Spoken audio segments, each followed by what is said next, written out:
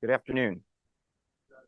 Andreas, thanks for having me follow Professor and Mr. Berkeley, two heavyweights. The only benefit is that the professor didn't break out his guitar and sing in verse today. I'm a little disappointed. I was looking forward to it. I was figuring I was going to join along. So I was thinking about how do I cover? Thank you. How do I try to set the stage for the next panel, which is going to cover how smart networks play into a lot of the initiatives that Mr. Berkeley just spoke about and that Professor Butler highlighted in relation to smart cities. And it occurred to me the only way to keep everyone's attention is to give away Starbucks gift cards. So through the presentation today, there'll be two opportunities for lucky guests to participate along and answer some questions, to buy at least one coffee. I think the cards are $25 each, so maybe you get a donut as well. So hopefully that'll keep folks engaged a little bit. But good afternoon. My name's Pete Londa.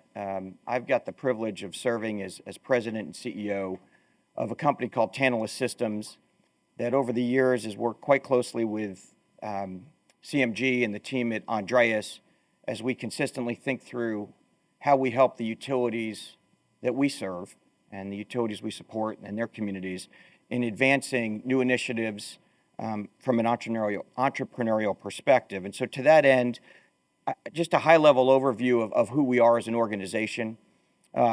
We've been around for over 30 years.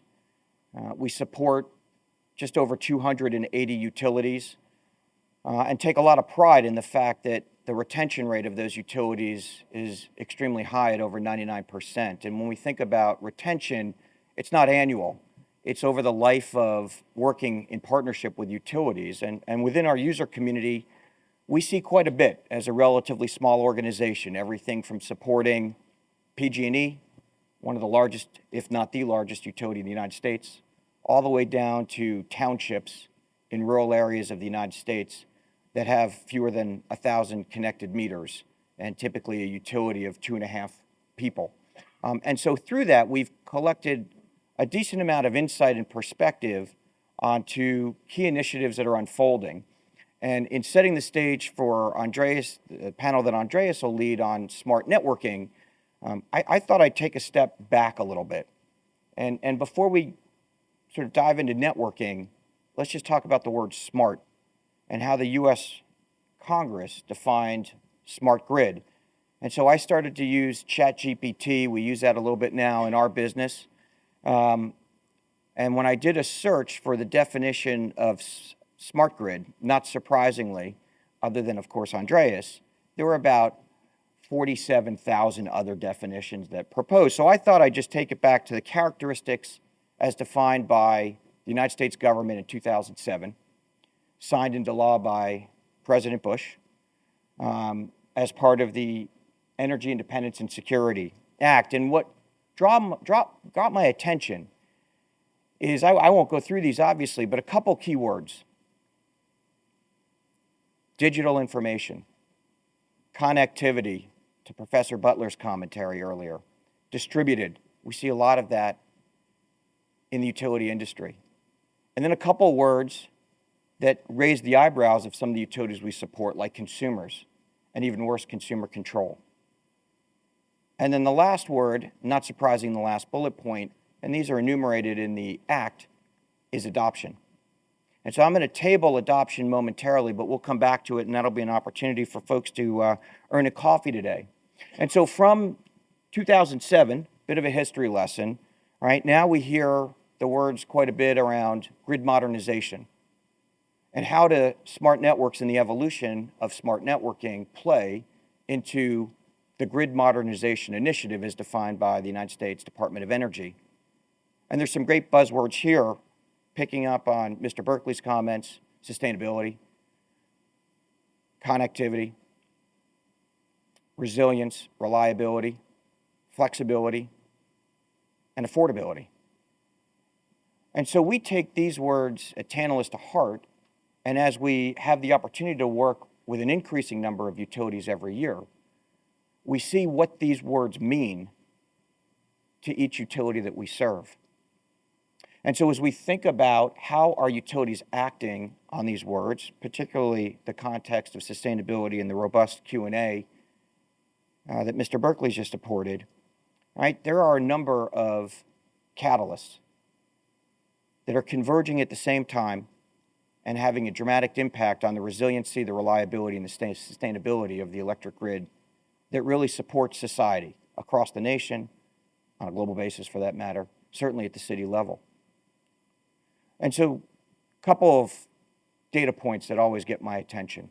As it relates to extreme weather, regardless of your opinion on whether global warming is happening or not happening, regardless of what the media conveys, depending on which channel you watch or which color commentator you track on Apple News, this year alone, through August, 23 major weather events, each of which translating into over $1 billion each of economic loss, 253 lives.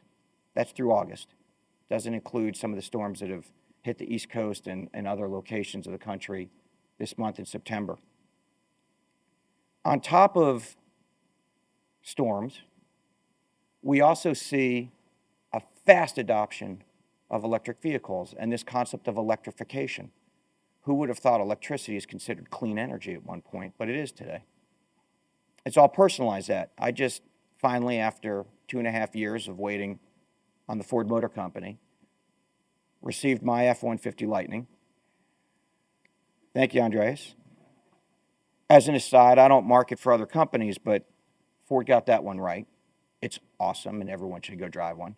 But what is that F-150 Lightning going to mean in my neighborhood? Right, in the aggregate, not so much. But across the street from where I live is a very old wooden utility pole. And point of context, I live in Connecticut, just off the Long Island Sound. Fortunate, fairly affluent area in Fairfield County, one of the wealthiest counties in the United States. The utility pole that sits in front of my house gets salt spray all the time from the Sound. We're not far from the water. It dates back to 1988. It's gone out 3 times this year. That's before my F-150 Lightning arrived. And the reason why I know it's 1988, because the service guy, he's showed up 2 out of the 3 times. He's the after-hours guy, because it only blows at night, of course, when they're on time and a half labor for Eversource, the utility that supports my home, as well as my office down the street. Right? It's just a matter of time until my F-150 Lightning increases the throughput, increases the heat of that pole-top transformer. Fortunately, it's on my neighbor's yard, so I've joked to them, apologies in advance for the explosion that's coming, but it's coming. And so that leads to then the challenges of decarbonization, right, and the efforts to consistently think about renewables, and where the attention, from my perspective, is it's always at the generation side.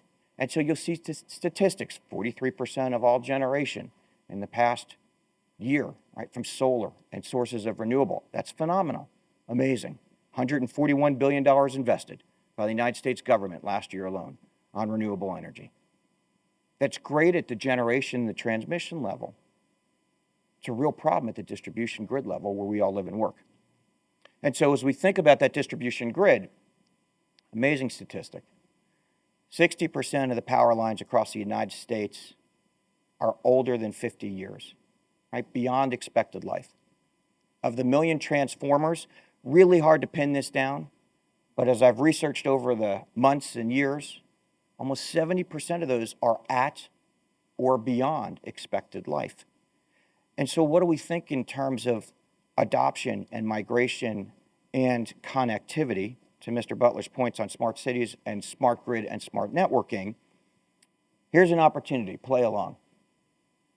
How are we doing in terms of adoption, one of the primary drivers that's been driven by the United States government? And then, in many circumstances, the smart grid over the past 1.5 to 2 decades has been kind of looked at on par with smart metering. What's the percentage of electric meters that are still manually read in the United States as of the end of 2022? Anybody want to venture to guess? 80 million, 30%? Percentage. 30%? Oh. 31%. So we'll play the Bob Barker. You didn't go over, so you get a gift card. I won't throw it at you because there's a high probability I'll take your eye out. Thank you for participating. 31%. That's the United States alone. As we think about other places that have an impact on the environment, that are not adhering to ESG initiatives and standards that are evolving on a global basis, right? This percentage only increases. So adoption as it relates to connectivity, smart networking, and smarter grids, right, is behind. So what are we doing here at home? Estimate of $2 trillion required just to upgrade the distribution network alone. $36.5 billion spent by the largest 25 utilities over the last 5 years. Phenomenal amount. Almost $6 billion spent last year alone by those same 25 utilities on trying to upgrade and modernize the grid. And regardless of your point of view on stimulus and the impact that may have on economy long-term or short-term, $10 billion allocated by the United States government to be injected into upgrading our infrastructure.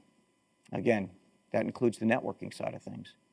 Astonishing amounts of money that is all geared towards improving resiliency, reliability, and ultimately sustainability.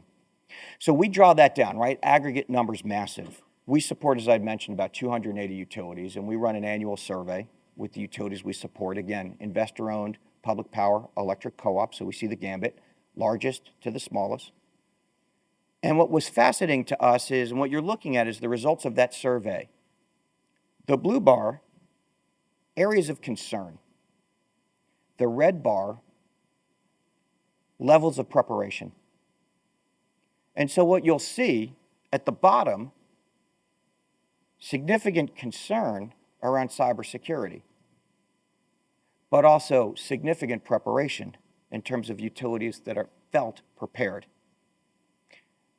The inverse is true when you think about regulations from an ESG perspective. All investor-owned utilities now are reporting on ESG.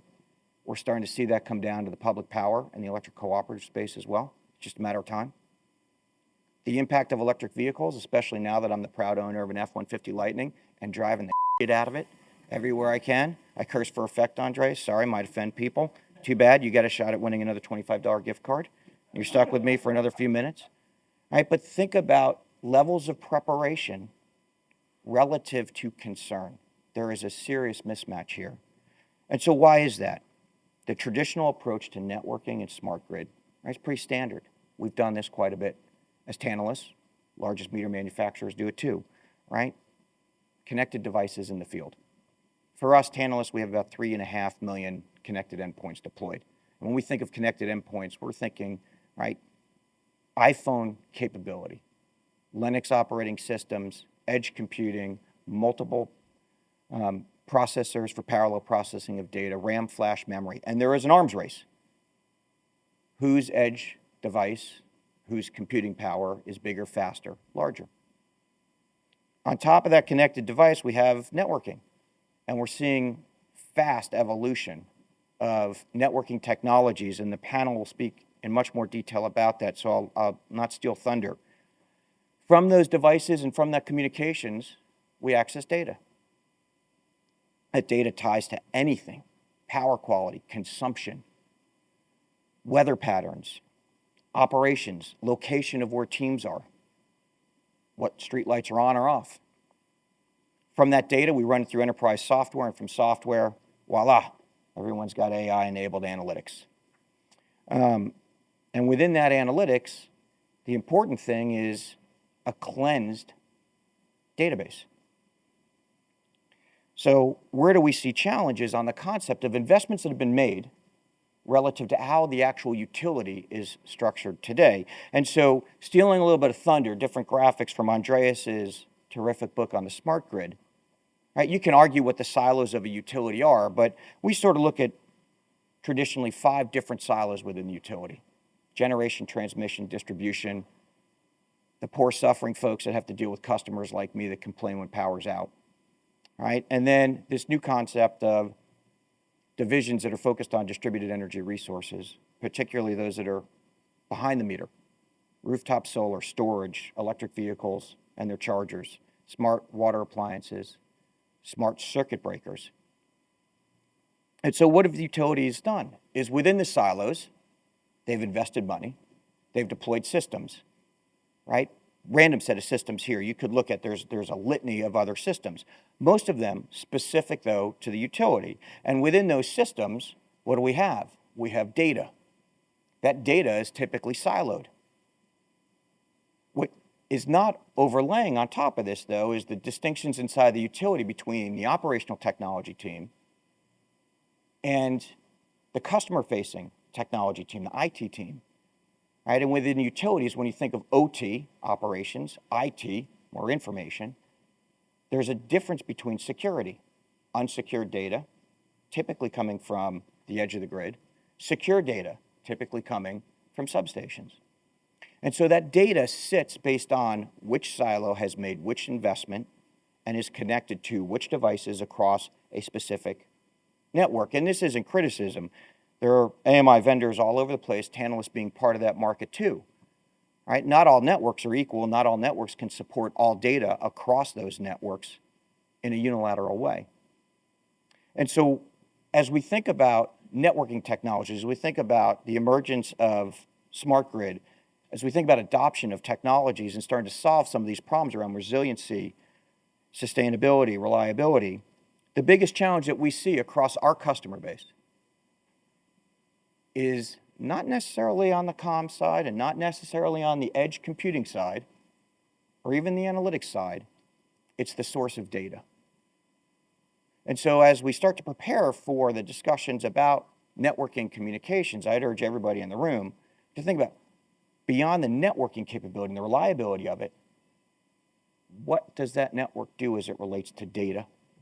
How do we avoid a circumstance in today's environment where utilities are siloed, making discrete decisions, having data travel discretely to each of their responsibilities, and within their systems, their user interfaces that they use to manage their day-to-day? And so we see this quite often. And so when you have operating silos, deploying a bunch of systems, again, this is just a sampling, you could fill in the blank. Utilities trying to connect to devices, connectivity being key. Professor Butler couldn't have set me up better for that. An increasing number of devices that the utilities are trying to and responsible for connecting to, including my EV charger, by the way. Just as an aside, Eversource has offered me $500 to voluntarily not charge my vehicle. No visibility as to whether I actually follow that other than trying to tabulate the meter, by the way, which is a legacy meter company that, not ours, but doesn't deliver interval data. I might take the $500, that'll buy me some more Starbucks cards so I come back next year, we have more Starbucks to everyone to participate. So what happens? Utilities deploy devices, communications, they're accessing data, they're running that through software, they're running that through analytics that are all siloed. And what does it actually look like? We call this the spaghetti chart. Discrete integrations, one by one, that an operational technology team has to manage. And we'll give you a very specific example of it. One of the larger utilities in our country has 270 substations. They had 270 discrete databases supporting SCADA and ADMS and a DERMS application that they've just purchased, and trying to tabulate how that ties to a legacy AMI system that's now 15 years dated. Over 20 employees trying to figure out how to manage not only the databases themselves, but then cleanse the data for all the power quality analytics that they're responsible for delivering, for dealing with wildfire risk mitigation that the state that they operate in is requiring. And as we think about networking and smart grid, right, key to figure out how do we leverage the data to maximize the investments that are being made. And so we've been working with a number of utilities to build a middle layer. Today we refer to it as just grid data management. The basis, though, is creating a unified database, cleansed data, true data, that ultimately can access, service data to the right system at the right time relative to other things that are happening on the grid. And it's this migration and this opportunity for entrepreneurs, like the team that I get to work with every day, and the utilities we support to figure that out. And so as we think about the complications of networking, how do we ultimately build a network that can access the data, not only from substation to meter, but from behind the meter, from smart things that people are investing in, like my EV, rooftop solar, storage. And there are really 5 components to it, from our perspective, that are critical. Connectivity, advanced security, a grid data fabric, data services, and orchestration of that data. And so last chance to win a gift card here. Does anybody have a guess at the amount of data across all industries, not just the utility industry, that's sitting in a cloud infrastructure today that is actually used for enterprise software, not just basic software, and any type of advanced analytics? It's a little higher than that. Percentage. Yeah, well, forget about that. You'll blow my brain. I can't get it. It's almost 20% is used. That means 80% of data collected today is not being used effectively across all industries. That percentage increases as we look at the utility industry. The percentage of data that utilities capture today that they use is under 10%. And so as we think about networking and getting more connectivity and increased visibility, the real challenge from our perspective is, what do we do with that data? And so I'll leave you with a few things. What should we expect? What should we hold ourselves accountable for? What should the utilities be held accountable for? It's the integration of all data that really provides visibility, command, and control. Eliminate complex integrations. And for the utility that I was referencing, 270 discrete databases, one for each substation, with innovation, software development, and a lot of hard work in partnership with our team over decades, we've consolidated that for the utility to one single database, over 20 employees down to 2 employees. Real savings for the utility that allows that utility to redirect those software and database architects and database engineers to focus on other things, like solving the problem of how they deal with an increasing number of rooftop solar installations mandated by the state where they operate. True data interoperability. How do guys like Tantalus or companies like Tantalus interact with the DERMS providers? How does the utility manage everything from SCADA to the EV charger behind the meter? That's what the grid modernization platform needs to look like. It will deliver unparalleled scalability and ultimately enable utilities to become more resilient, more reliable, more sustainable, more affordable, more accessible, all tying to what the US DOE previously defined. So with that, you got a gift card too, Andres. Convenient. Thanks for playing along. Thanks for having me, and thanks for entertaining me for a few minutes.